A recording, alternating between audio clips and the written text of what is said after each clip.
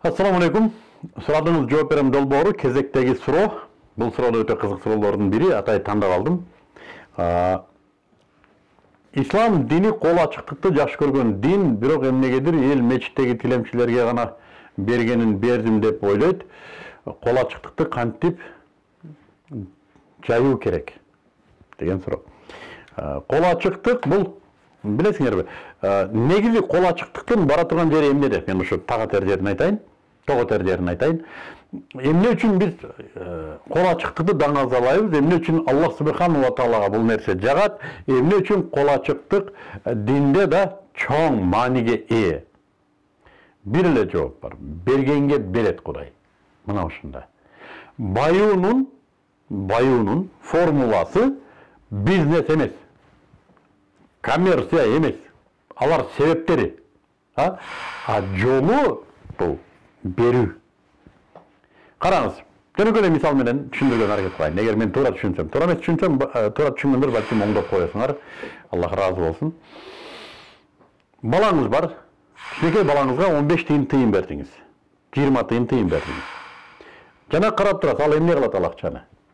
Эгер ал 15 тыйын деп билсе, акча деп билсе, аны эмнеге иштетет? Анысын карайт. Барып катып койдубу? Апасына бердиби? Же барып дүкөндөн бир нерсе сатып алдыбы? Сатып алганын эмне кылды? Сизге мына процесстин бардыгы кызык. Эмнеге иштетти бала тыйынды? Эгер балаңыз тыйынды туура иштеткенин байкасаңыз, ага дагы көбүрөөк тыйын бересиз. Мунун берип көрөйүнчү? 100 сом бердиңиз. Эмне кылды бала 100 сомду? Айтайлы, 1-класста окуган бала. Катып койду. Чогултам. Чогултура башка бир нерсе алам деп чогултабы? Алабы, албайбы аны да карайсыз. Же болбосо аны да дүкөнгө барып, болбос нерселерди алып алдыбы? Же анын баркына жетпей чөнтөгүнө салып жүрүп, жыртып чок кылдыбы? Же алданып калдыбы? Кант кагазга алмаштырып, чүкөгө алмаштырып ийдиби? Билбейм. Мына ушул нерсе сизге кызык. Ушуну карайсыздар. Балам акчага тың экен деп көбүрөөк акча бересиз. Мына ошол бала бир аз бойго жеткенден кийин сиз ага чоң акчаларды бере баштайсыз. Ишенесиз. Ал ордунда иштетет, ысырап кылбайт, төгүн чачын кылбайт. Ал ордунда иштетет мына ушул акчаны. Ишенесиз, ишеним пайда болот. Керек болсо келечекте мураскоруңуз катары бүт үй бүлөгө керек деген тууган урга бериле турган акчаны балаңызга бересиз. Балам, сен бөлүштүр. Сен бияка кой, бияка кой. Ал балаңыз акчанын баркын билет. Ал өзү ачка калса да туугандарын ачка калтырбайт. Эмнеге? Атасы акча берип турат. Ага ишенич жогорку даражада. Ага баалуу нерсе ишеним, ага болгон ишеним, атам мага ишенет деген нерсени жоготкусу келбейт. Мен ушундан кыяс алам. Аллах субхану ва таала да пендесине берип көрөт окшойт. Жана пендеси ал акчаны эмне кылат? Бекитип алабы? Сактап коебу? Же арак-шарак аяк бияка иштетип жок кылабы? Эмне кылат бул акчаны?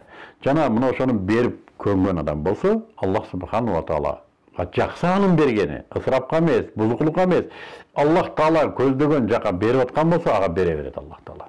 Ага ишенет. Жана ал берип аткан адамга негизгиси эмне десе, Аллахтын ишеними. Аллахтын ишениминен кур калгысы келбейт. Жана ал бере берет. Бул өзүнүн башынан өтүп аткан нерсе да. Мына ушу берип аткан адамга өзүндө иштегете эле калбайт экен.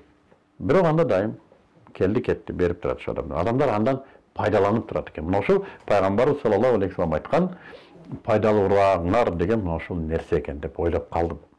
Ошондуктан муну үйрөнүү жолу мына ушул садака берүү. Менимче ушул үйрөтөт садака берүү. Ошондон балдарды тарбиялайт. Мен муну бер, муну апар, муну жеткир, муну жедир, муну ичир деп балдарды үйрөтөт. Азыр тетирисинче мен байкап калдым, балдарды бербе. Өзүңө керек деп үйрөтүп калып турбуз да. Бул туура эмес. Эгер балдарыбыз дагы бакубат бай болсун десек, бергенди үйрөтүшүбүз керек. Мына ошондуктан бериш керек. Мечиттин алдында аларга бергенибиз эмне десе, 15-20 сом. Бул бердиге киреби? Мен билбейм. Бул балким жанагы садака балелерди көтөрөт деген эрежеге негиздеп берип атса керек. Бул да жакшы нерсе. Бирок тилемчилерге эмес. Тилемчилерге берүүдөн кайтарат экен биздин шариятыбыз. Дейле биздин шариятыбыз тилемчиликти жаман көрөт экен. Бул адамды кордойт экен. Мен ушу аалымдарыбыздан да угам, китептерден да окудум. Берсек студенттерге, мұқтаж болып отқандарға. Тилекке қарсы тилемчилер мұқтаж болып отқан киши болып көрінеді. Егер үйіне барып ақтаратыған болсаңар, білесіңер қанша ақша шығышы мүмкін. О, бізден бай. Мен мешітке намазға кетіп отсам, тилемчи отырады, ақша есеп, бір пачка ақша есепте отырады. Ана мені көре қалды, байке дейді. Сен маға берішің керек деп отырмын. Мен мұқтажмын, жол керем жоқ, жол жүрем. Мынау ушундай. Тилемчилерге бергенде мен деле берди деп эсептебейм. Бул ыргытуу үй болсо керек.